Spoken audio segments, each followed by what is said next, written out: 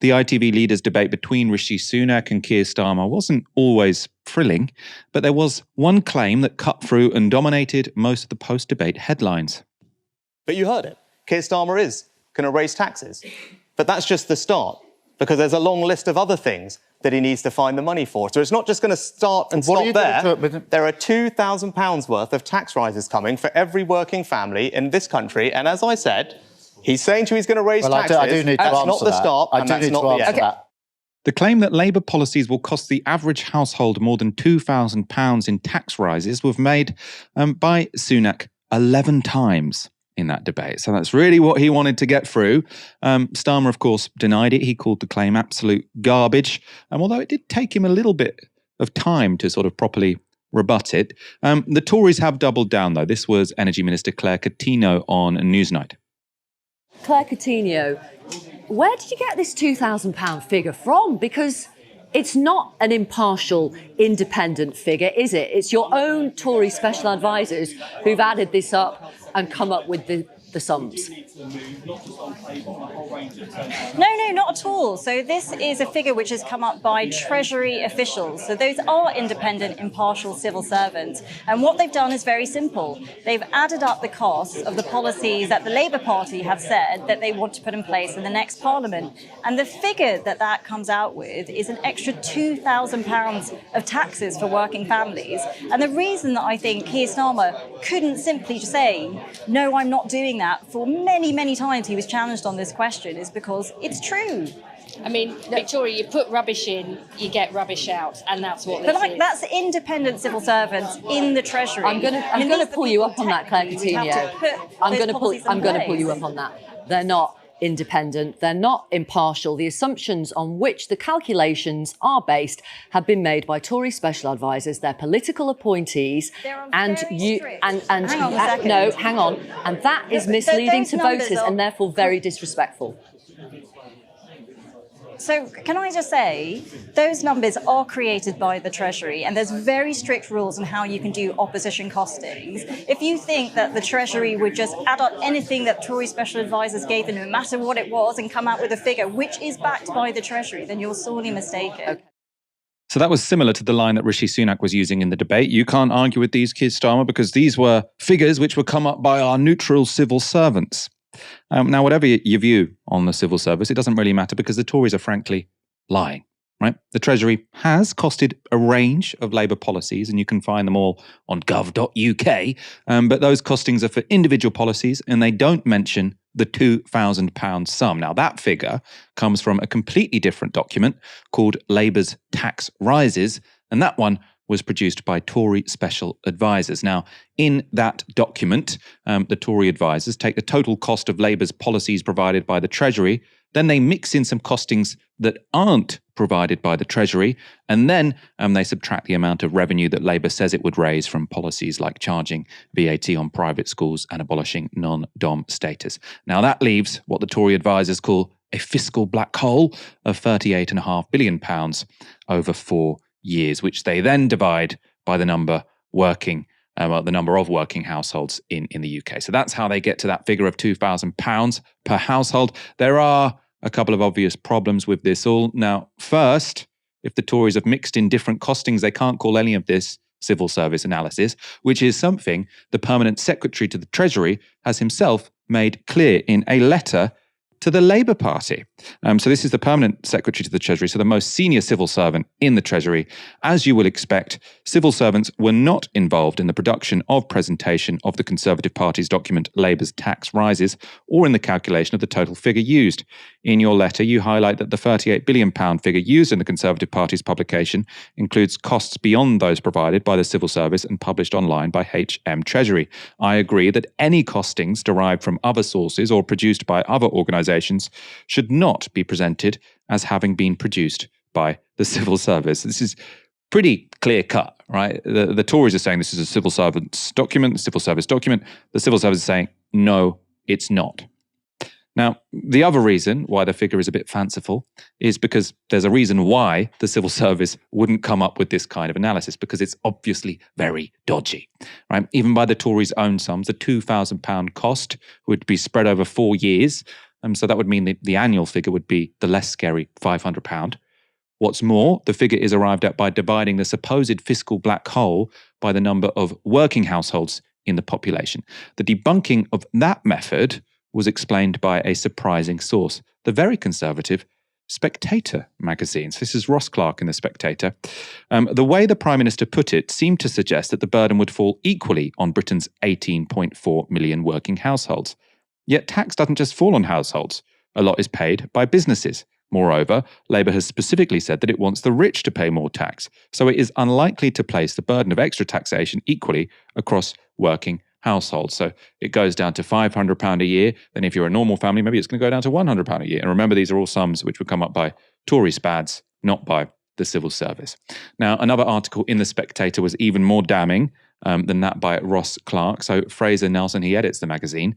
He worked out that by using the Tories' own dodgy methodology, their plans would see taxes risen or taxes rise by a much larger £3,000 per household.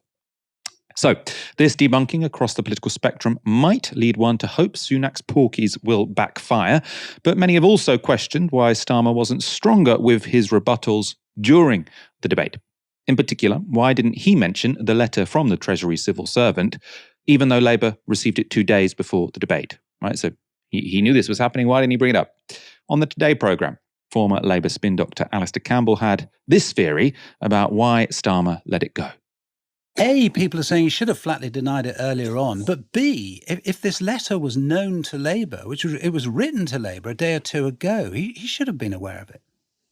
Well, I wonder, I mean, I've not spoken to Keir Starmer or anybody in his team this morning. I wonder whether precisely because they knew it was coming, they let Rishi Sunak make more of this claim, so that now, I think this will implode, because bear in mind, one of the things that people say about politicians is they all lie. And I actually don't think that's true. But I think when I was listening to Jonathan Ashworth on your programme earlier, Justin, I thought that for the first time he was managing to tie Rishi Sunak to Boris Johnson. If you think that Boris Johnson eventually, one of the main moments in his downfall was the Foreign Office Permanent Secretary saying, hold on a minute, I'm not prepared to lie for this guy anymore. This is not true. And you've now got the same thing with the Treasury Permanent Secretary. They've basically, and by the way, this is a trick as old as the hills. We used to do the same. You ask the Treasury for a costing of a policy. You don't necessarily say where that policy is coming from. And then you put out to say the Treasury have costed your opponent's plans as this. Sunak just took it too far. And I think that's because, as Keir Starmer said, he is a bit desperate. And I think that's but here's the thing, probably though, for him will turn a tactical win into a strategic own goal. So Alistair Campbell saying maybe this was the plan all along. Right, Keir Starmer was saying, let him repeat the lie over and over again, and then the following day we can reveal that the civil service had not backed this figure, and that Sunak will therefore be seen as a liar. Now, as you would imagine, Labour Party PR has been sort of following this script. So they tweeted today, Rishi Sunak lied to you about NHS waiting lists, about small boats, about the cost of living, just like he did about Partygate. So I suppose trying to really tar him with this brush. Despite being so clearly dishonest about Labour's spending plans, the Tories haven't stopped peddling the lie, though. This was posted to Rishi Sunak's Twitter account.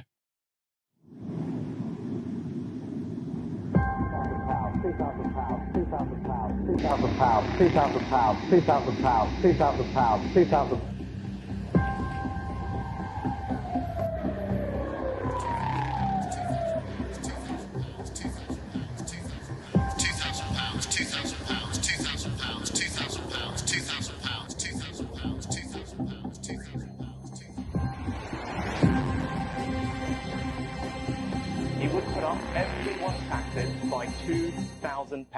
Dahlia. Lots of people sort of saying this is like the £350 million on the bus during Brexit, which was also a lie, but maybe it was effective. What's going on here? Untangle it for us. I actually think the comparison to the £350 million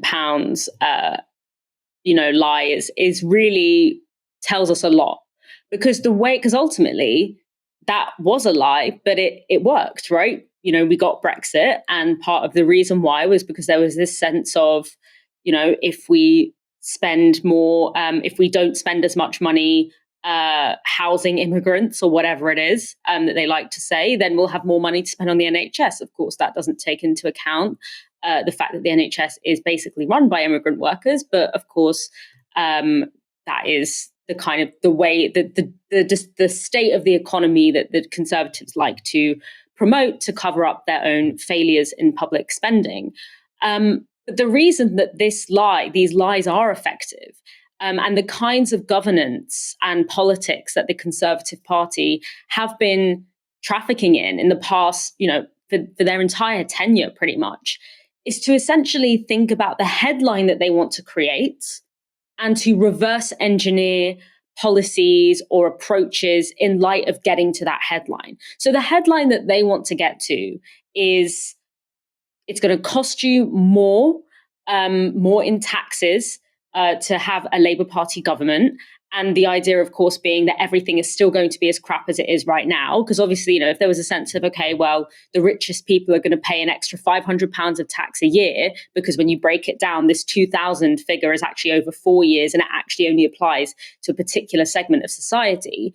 But if you put it like, okay, the richest are going to pay an extra £500 a year per household in tax, but we're going to have a really good NHS, you're going to be able to see a doctor, when you need to see a doctor, you're not going to have people being treated in corridors because there's not enough beds, But they want to have this idea that, okay, the headline says it's going to cost you more and things are just going to be as crap. And so whatever they need to do to get to that headline, frankly, is not particularly of concern to them, because what they bank on is this kind of headline-driven sort of meme-style politics where the top line sort of penetrates through and you rely on the idea that most people aren't going to get bogged down in these details. Most people are just going to hear that 2,000 figure at the debate, for example, and they're not going to be sitting down and reading a letter from the Treasury. They're not going to be combing through. They're not going to be watching, listening to Alistair Campbell on the radio. They're not going to be getting into these details. They're going to hear that figure, make a decision, or go on their gut instinct, which is that, Labour Party means more taxes without any improvement in infrastructure, because unfortunately the Labour Party have promoted the idea that taxing and funding public services through taxing the rich is something to be ashamed of. Of course, it's very much not so.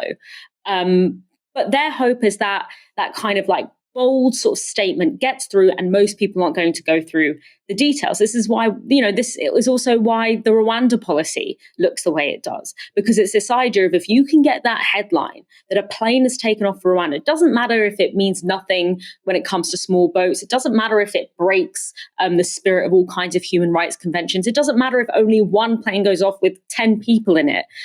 The point is that you got that headline. And unfortunately, with that style of governance, this is why we have so many broken systems in this country, because there's no long-term thinking. There's no detailed thinking. There's a reliance on this idea of political illiteracy amongst the public. And this is, again, why this idea that this was actually three-dimensional chess from Starmer to not pick him up on it in the debate, but instead wait for all of the sort of political wonks and journalists to kind of peel through it in the weeks after, doesn't really make any sense, because at the end of the day, the moment at which you have at least a significant number of the voting nation's attention is in that debate. So I think this idea of spinning it as some kind of three-dimensional chess strategy from Keir Starmer is somewhat laughable. He just clearly wasn't really prepared with a line to defend himself against that. But the point is that the reason that Rishi Sunak is continuing to peddle this is, again, because he is relying on the idea that the technicalities and the chatter is not going to cut through the overall vibe that he's speaking to, which is that diehard Tory voters, which is who Rishi Sunak is trying to hold on to, because they know they're going to lose. They just don't want to lose by an excessively embarrassing amount. He is hoping that by kind of scratching that itch of, increased taxes, he will be able to hold on to that smaller contingent of diehard Conservative voters.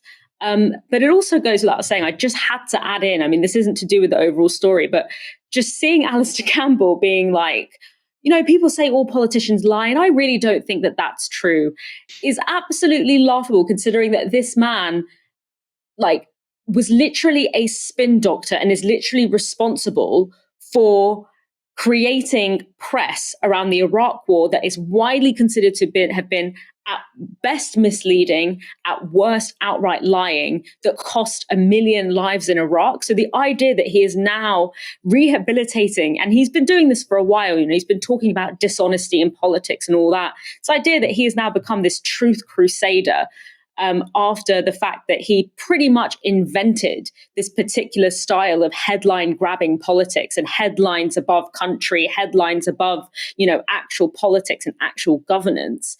I mean, it's like so cringy. I think like I had goosebumps when I was hearing that, because I was just like, that is so outrageous that you could have the nerve to say that. And it really speaks to the fact that we have allowed Alistair Campbell to rehabilitate himself like this. If we really were serious about kind of what we did in Iraq, what this country did in Iraq, that man would not be able to show his face on media, let alone as a crusader for truth in politics.